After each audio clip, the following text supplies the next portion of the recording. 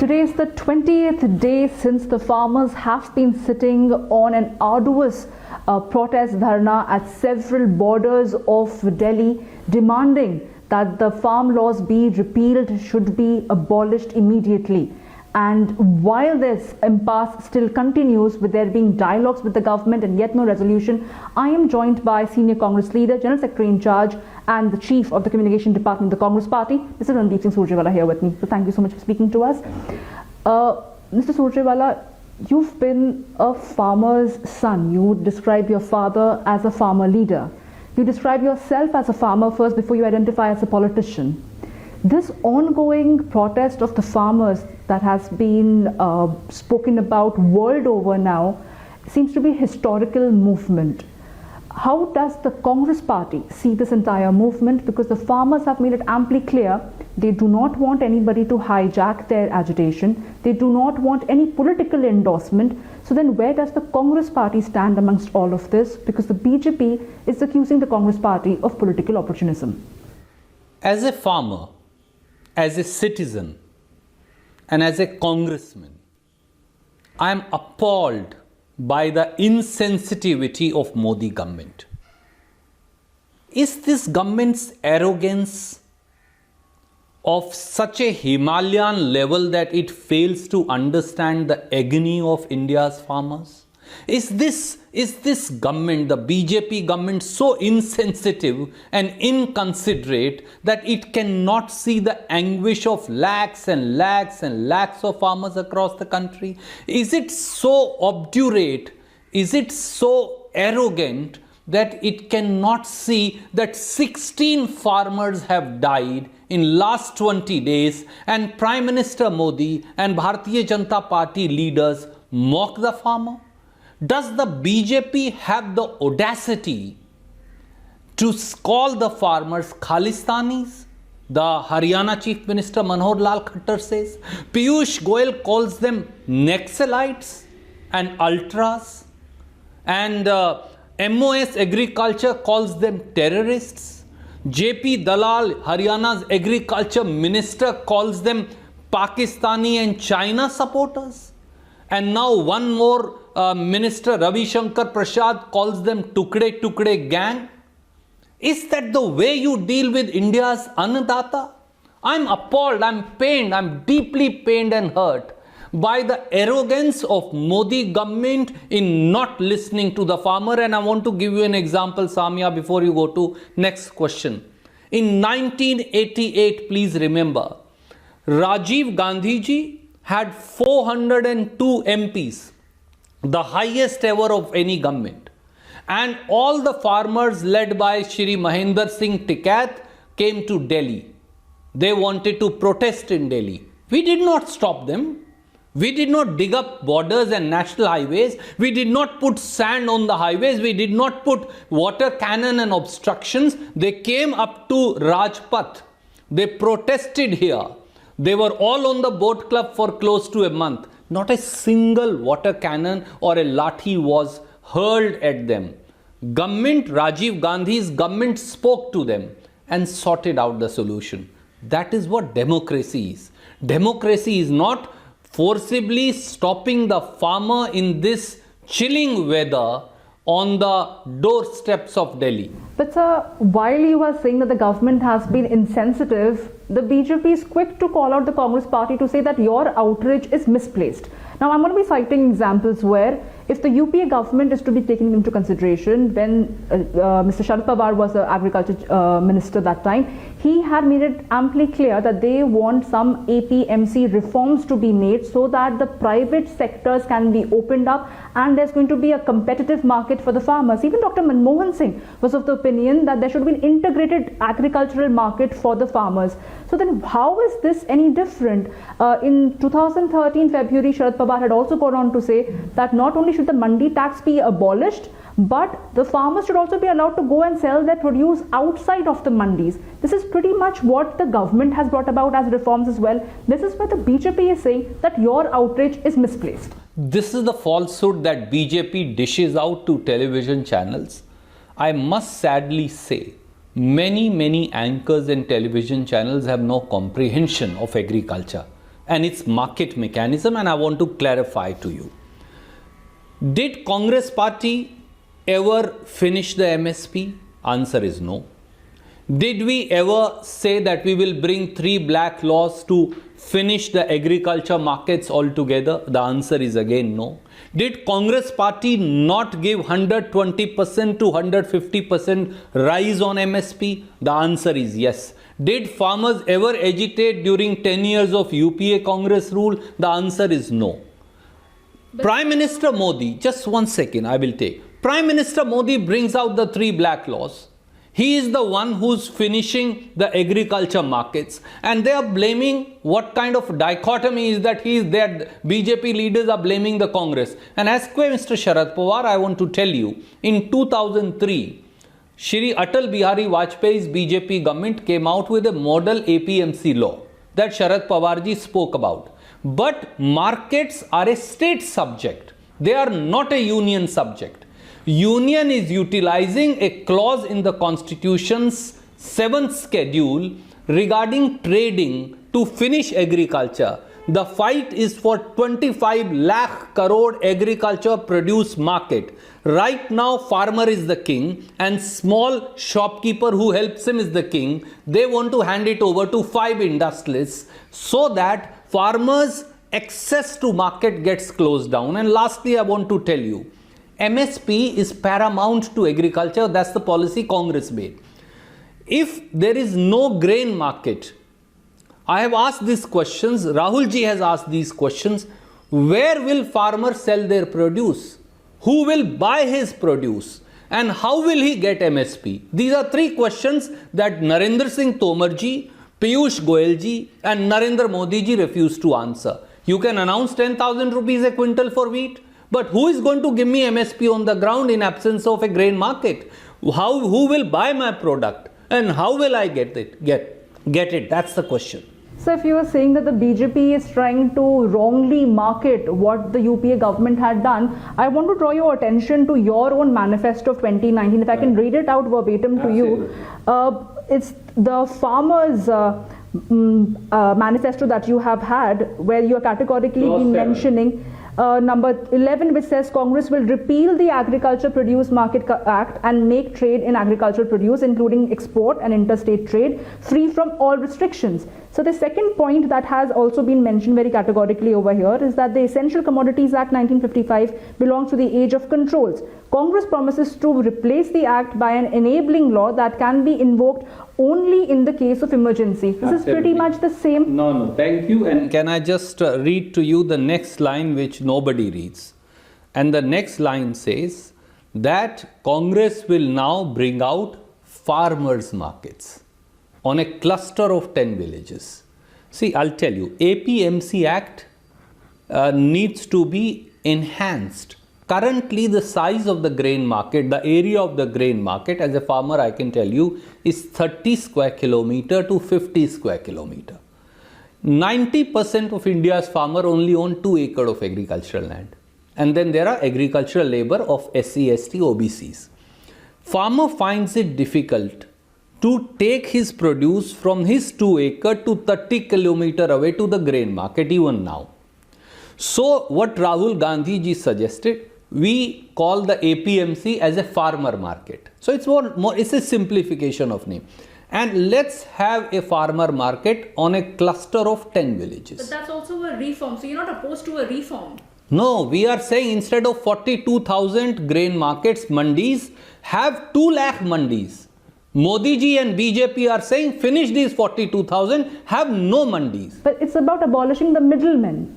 The farmers definitely want to get rid of the middlemen over here because they would be making money. And again, the BJP says that because the Congress ruled states, especially like Punjab primarily, is where they will not be getting the mandi tax. That is the reason why the whole agitation has started happening. How do you perceive this? I think that's an insult to the entire farming sector as also India's Annadata and India's labor.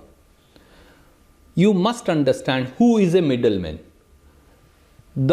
Is Prime Minister Modi and do BJP mean that a scheduled caste and a backward class person, when farmer takes his grain to the market, when I take my wheat and paddy to the market, there are some impurities like some ghas and other things will come. So there is a group of laborers there who will filter it, and they will get some small amount for it. Then there is somebody who will clean it and make sure that there is a dairy which then can be auctioned. Are they middlemen? Then there are palledars who will fill it up in bags and finally help carry it to FCI Godam or to Food Civil Supplies Godam. Do those SC, BCs, STs look like middlemen? And then there are small shopkeepers there who help ensure that farmer gets MSP and they have some munims, etc. And then there are market committee employees and small transporters. All The these are state poor government landless also people. gets the mandi tax. Right, absolutely it should. So that's a myth that these are middlemen. Middlemen will be those 5 top industries which will come and make money because farmer will no longer have access to MSP, grain markets having been abolished. Those will be middlemen. And can I give you an example? I'm sure you buy potato, you buy onions, you buy tomatoes, you buy atta, etc. for your house. Currently, farmer gets 19 rupees a kg for his wheat. You buy open atta at 30 to 40 rupees and branded atta at 70 rupees. Once MSP and mandis go, then the common man of this country will be buying atta of these companies at 150 rupees a kg. So it's not a ladai or a fight for 62 crore people. It's a fight of 130 crore people. No farmer gets more than 5 or 6 rupees a kg for his tomato or potato or onion, 5 to 8 rupees. But you still buy it at 40 rupees. You will be buying as a consumer at 80 rupees once the grain markets as also the vegetable markets go. So it's a larger fight. And thirdly, it's a myth that private people can't buy. Even today, private people can come and buy. So when I go to sell wheat, the atta mill owner, he comes also buys wheat along with the Foods and Civil Supply and FCI. So there is competition. Many times I get more than MSP. Even the rice exporter comes, private rice exporter comes and buys from the grain market. But he can't buy below MSP because there is a union of farmers there. So, but why did Congress not put forth all these issues in the parliament, or even when the Standing Committee of Agriculture was discussing this in 2018, 2019, there were Congress representatives in the Standing Committee as well. All these issues could have been put on the table back then. Why is the Congress party now having this belated reaction? I must thank you for your question and I must compliment you for it, first of all.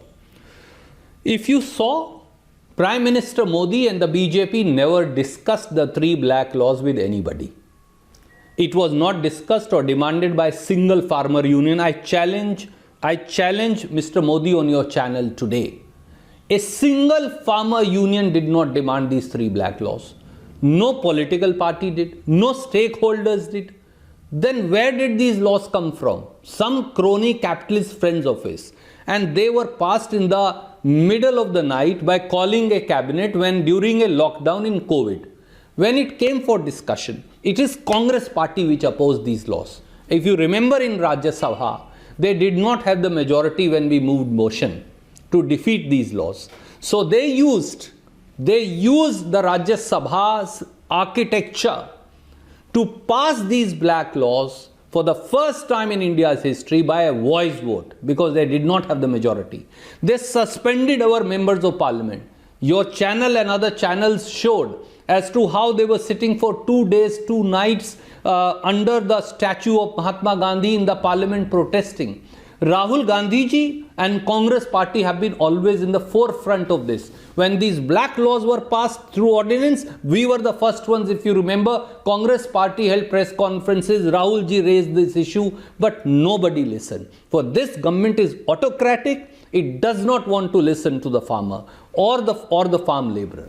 So the farmers have also been saying that they do not want any political endorsement, they do not want any political support, but they're definitely saying one thing, that they need a stronger opposition. Since you've mentioned the former Congress President Rahul Gandhi over here, people are asking, where is he? Is he only going to fight this battle on Twitter? Because we saw both Priyanka Gandhi and Rahul Gandhi going off to Hathras even in the middle of COVID, but over here we don't see them anywhere around. Where is the Congress party if they really feel so strongly about this cause? That's the myth. Can I remind you, and I'm sure your channel would have taken some time out to cover him.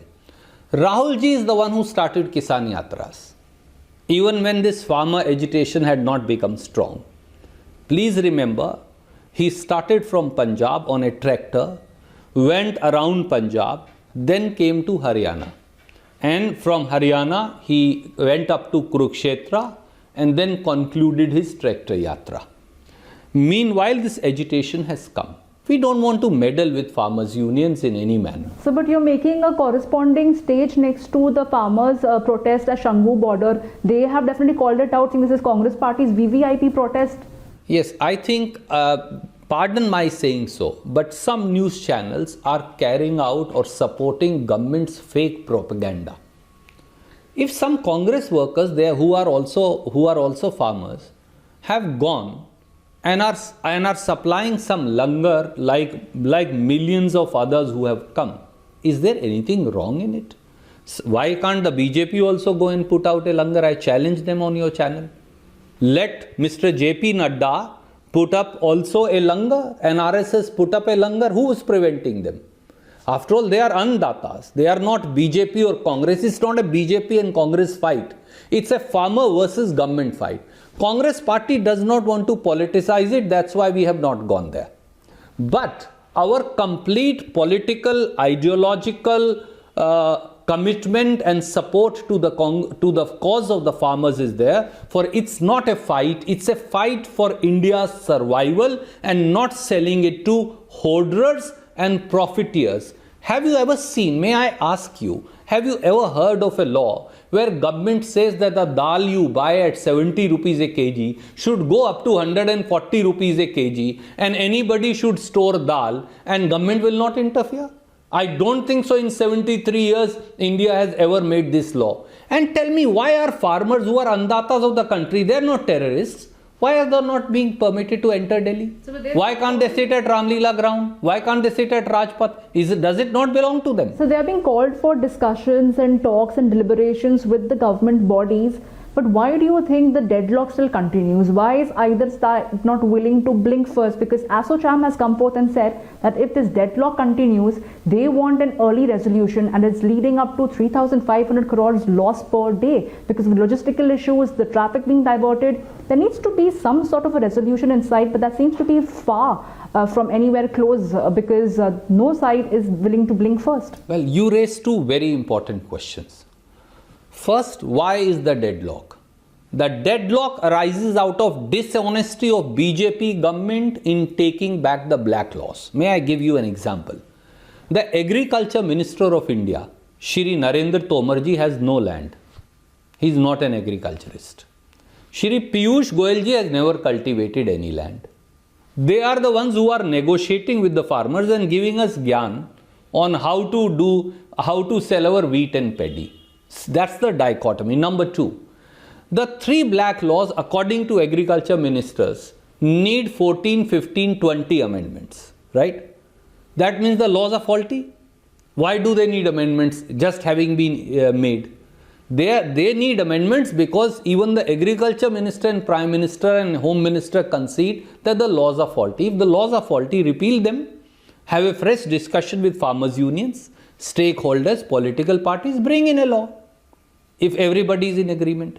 Why is Prime Minister standing on a false ego, pedestal of a false ego?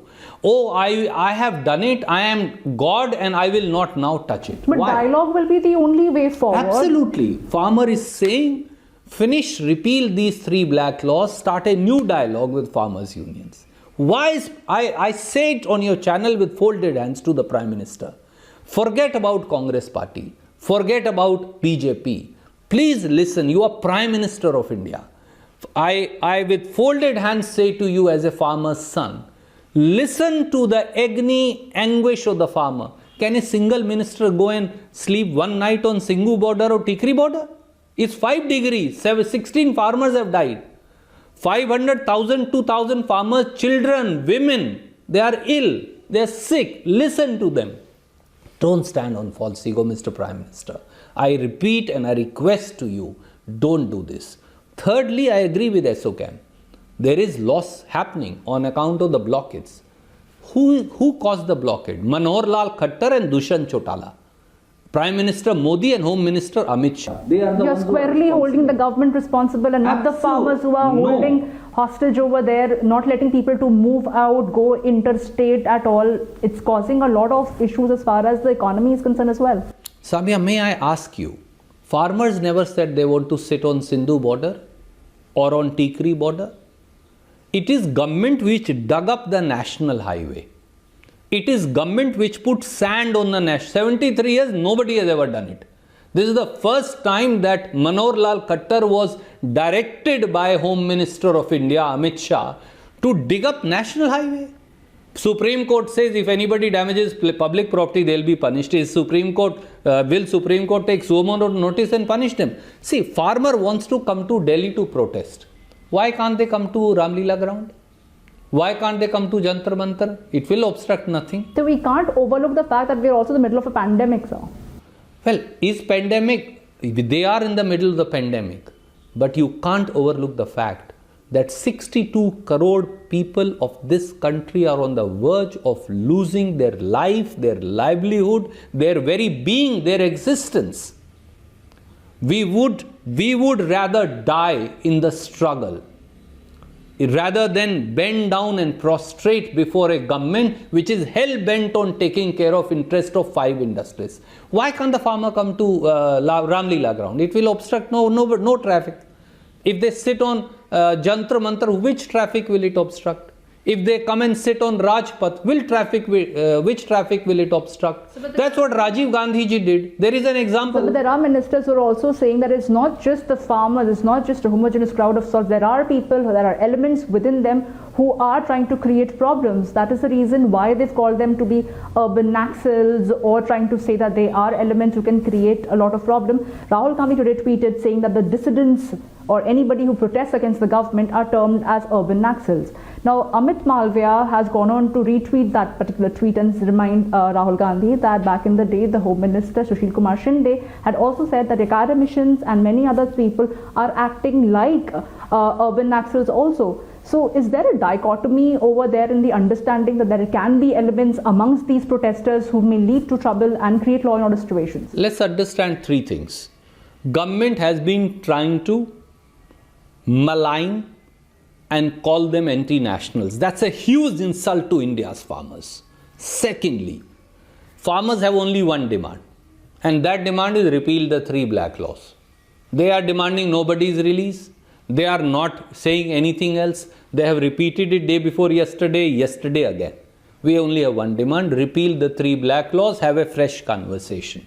There is no other demand. After that, if Prime Minister Modi wants, he can send Rahul Gandhi ji, he can send all the farmers, he can send me and everybody else he wants, all journalists he does not like, to jail.